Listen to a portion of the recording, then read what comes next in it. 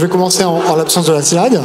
Donc, je me présente Thomas Deneux, je suis chercheur au CNRS et je suis en train de créer la société Learning Robots qui va développer des robots apprenants, en particulier pour éduquer à l'intelligence artificielle. Donc, le principe est que rien de plus concret qu'un robot qui apprend devant nos yeux, qui initialement est comme un bébé et qui va développer des comportements intéressants devant nos yeux pour comprendre comment ça marche. Et je m'intéresse vraiment à cette question de comment ça marche, car il s'agit ici d'ouvrir la boîte noire de l'intelligence artificielle. Voilà. Donc, ouvrons cette boîte noire. Qu'est-ce qu'on découvre? En fait, on va découvrir un monde de poupées russes de boîte noire, mais le concept de base, bien sûr, c'est pas parce qu'on parle d'IA qu'il faut oublier l'apprentissage de la programmation. Donc, l'apprentissage de la programmation, c'est essentiel, notamment pour comprendre qu'un ordinateur, ça fonctionne à partir d'instructions. Mais maintenant, on a la boîte noire. Donc, on a des outils que vous connaissez. Je ne vais pas développer Scratch, par exemple, pour les enfants. Puis après, on passe, par exemple, à Python pour apprendre la programmation. Mais on a cette deuxième boîte noire de l'intelligence artificielle. Qu'est-ce que c'est? Eh bien, c'est avant tout de l'apprentissage machine. C'est-à-dire qu'au lieu d'écrire des instructions qui vont faire exactement ce qu'on a prévu, eh bien, on laisse un grand degré de liberté dans le comportement des algorithmes et on va entraîner ces algorithmes avec des données d'entraînement. Donc cet entraînement, là encore, il existe des outils à l'usage des jeunes pour se familiariser avec cette notion d'entraîner des algorithmes sur des données. Donc par exemple, avec Machine Learning for Kids, on invite les enfants à faire différentes catégories, par exemple des catégories d'images ou ici des catégories de petites phrases et à faire un groupe de catégories, par exemple de mots gentils et de mots méchants. Et ensuite, paf, on appuie sur un bouton, ça entraîne un modèle d'intelligence artificielle qui va nous créer une brique qu'on peut utiliser dans Scratch et cette brique va distinguer des phrases gentilles de phrases méchantes de manière à, par exemple, pouvoir faire sourire ou pleurer une petite fille. Donc, ça familiarise avec l'entraînement et on peut l'utiliser pour étudier les biais, par exemple, dans les réseaux de neurones. Mais il reste encore une grosse boîte noire, ici, qui est comment ça marche. Et cette boîte noire, de quoi s'agit-il? Eh bien, il s'agit de créer, comme je vous disais à l'instant, des architectures flexibles, c'est-à-dire capables d'une palette de comportements différents, avec encapsulés des algorithmes d'apprentissage qui vont régler tous les petits paramètres de ces architectures afin de répondre à ce qui était spécifié dans les fameuses données d'entraînement. Et donc, pour rendre ces concepts très tangibles, on parle en particulier de réseaux de neurones artificiels, eh bien, j'ai développé trois choses. La première, c'est un robot qui va apprendre devant nos yeux, donc qui rend tangible les apprentissages. La deuxième, ce sont des interfaces graphiques connectées, donc qui vont montrer en permanence le réseau de neurones artificiels, vous le voyez ici, et l'activité et les apprentissages à l'intérieur de ce réseau de neurones. Et la troisième chose, c'est une pédagogie qui se veut multidisciplinaire et qui va partir du point de naissance de l'intelligence artificielle, qui est en 1956 une discussion entre des informaticiens et des neurobiologistes pour définir un but, le but de l'intelligence artificielle, qui est de simuler le cerveau et reproduire avec des machines ce qui est capable de faire le cerveau.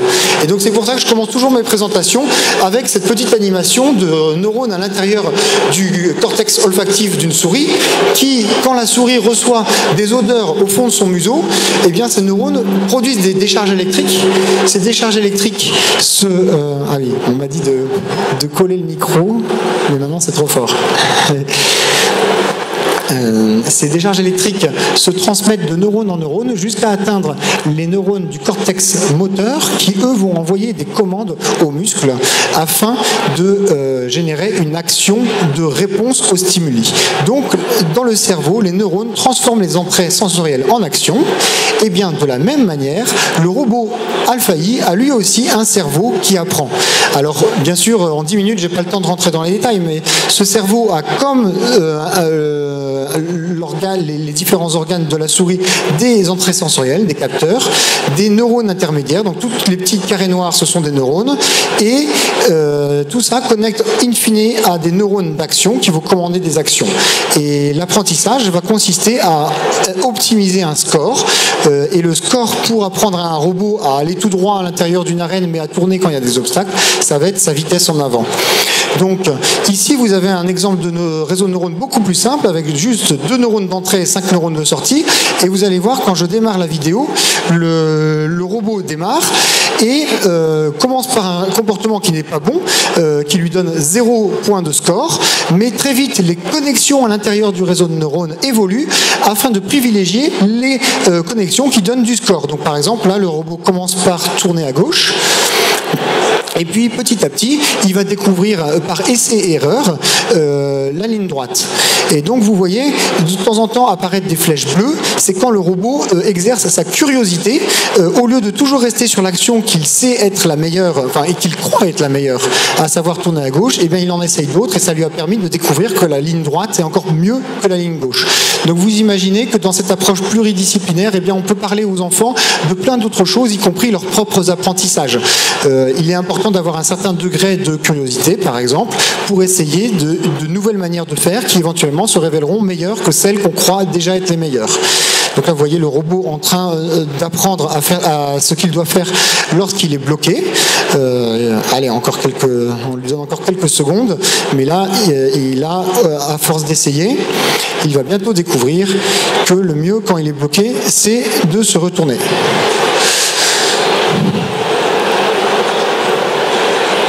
Voilà. Donc le robot, quand son neurone « je ne suis pas bloqué » s'allume, se met à aller en avant, tandis que quand son neurone « je suis bloqué » s'allume, a découvert qu'il faut se retourner. Donc vous avez vu là, en une minute, un robot passer de l'état comportement aléatoire ou plutôt que mauvais comportement à un nouveau comportement qui est bien meilleur et qui lui donne beaucoup de récompenses, ici en vert, et vous voyez aussi son niveau qui est passé de 0 à plus de 30. Alors ça, c'est le réseau de neurones le plus complexe.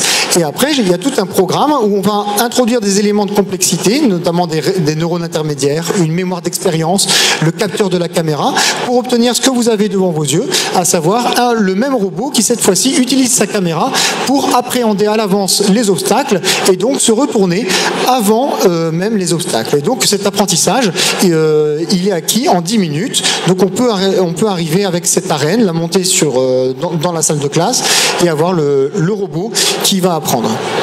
Donc le robot maintenant fait l'usage d'un certain nombre d'interventions en mode démonstration. Donc vous voyez, c'est moi ou quelqu'un de nos équipes qui répète ce cours, disons, qui peut durer entre une demi-heure ou 2 heures selon le temps qu'on a devant nous. Et puis, bien sûr, les enfants, ce qu'ils ont envie, c'est d'interagir. Alors, ici, vous allez voir des petits exemples d'interaction. Ils ont envie de caresser le robot, ils ont envie d'aider le robot. Ils ont aussi envie de faire des expériences. Donc là, une fois que le robot a appris à éviter les barrières jaunes, sait-il éviter d'autres couleurs, en particulier les chaussures noires. Donc on a vu que le robot, initialement, n'a pas généralisé ce qu'il avait appris avec les barrières jaunes aux chaussures noires du garçon, mais qu'au bout d'une minute, il commence à apprendre également à se retourner avec les chaussures noires. Et donc le but, on est en train de plus en plus de travailler avec des enfants pour qu'ils manipulent directement dans l'interface graphique. Donc ils peuvent manipuler à la fois en commandant le robot dans les situations les plus complexes, ou bien ils peuvent aussi tracer eux-mêmes des connexions dans le réseau de neurones, et vraiment, comme ça, on vérifie avec eux, je vais un peu plus loin, qu'ils ont bien compris ce concept de transmission de l'information entre les capteurs et les actions, et puis plus tard les concepts d'apprentissage machine. Et donc il y a encore des petits points. L'étape suivante, c'est de permettre, alors là on parle plus de jeunes enfants, mais plutôt de lycéens ou dans le supérieur, de pouvoir reprogrammer dans le langage Python qui est utilisé pour nos programmes, eh bien les différentes briques du programme, à savoir les agents d'apprentissage automatique, ou bien ajouter un nouveau capteur ou un nouveau mode de récompense. Et donc oui, voilà, là vous voyez justement le partenariat qu'on a avec le lycée Paul Valéry à Paris, avec qui nous sommes en train de faire ces essais avec des étudiants.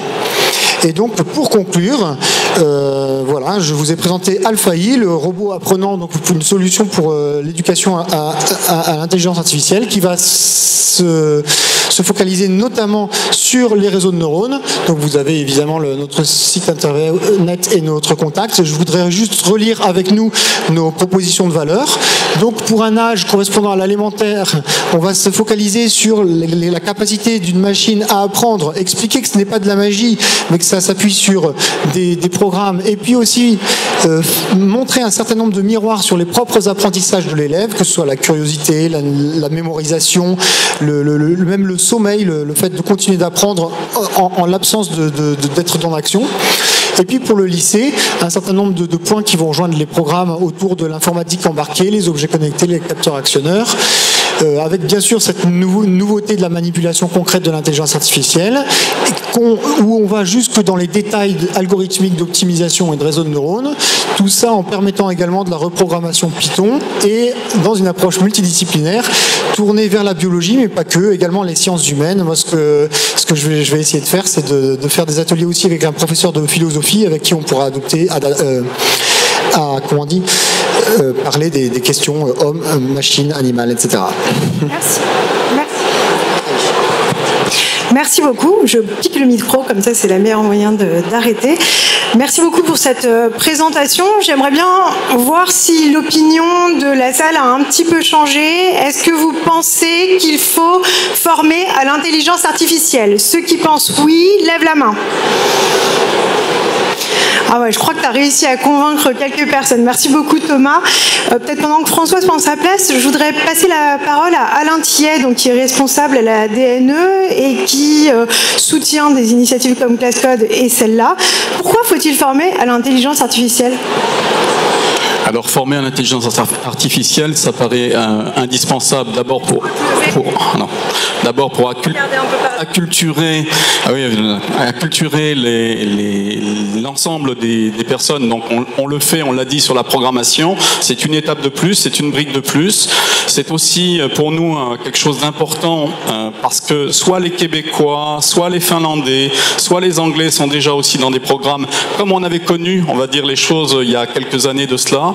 Il s'agit effectivement aussi d'éprouver concrètement de manière tangible, et c'est ce qui nous a plu dans le projet défendu par Thomas Donneux, et donc avec le soutien de EduHub, j'espère qu'on va pouvoir effectivement initier et puis profiter de l'assemblée qui est ici pour avoir autant de terrains d'expérimentation, mais former effectivement dès maintenant, c'est essentiel pour mieux comprendre et pour qu'on soit acculturé, qu'on essaye. On ne va pas former que des développeurs, que des spécialistes de l'intelligence artificielle, mais comme dans tout projet d'éducation à la citoyenneté, je reviens par là, il est important effectivement de pousser de ce côté-ci.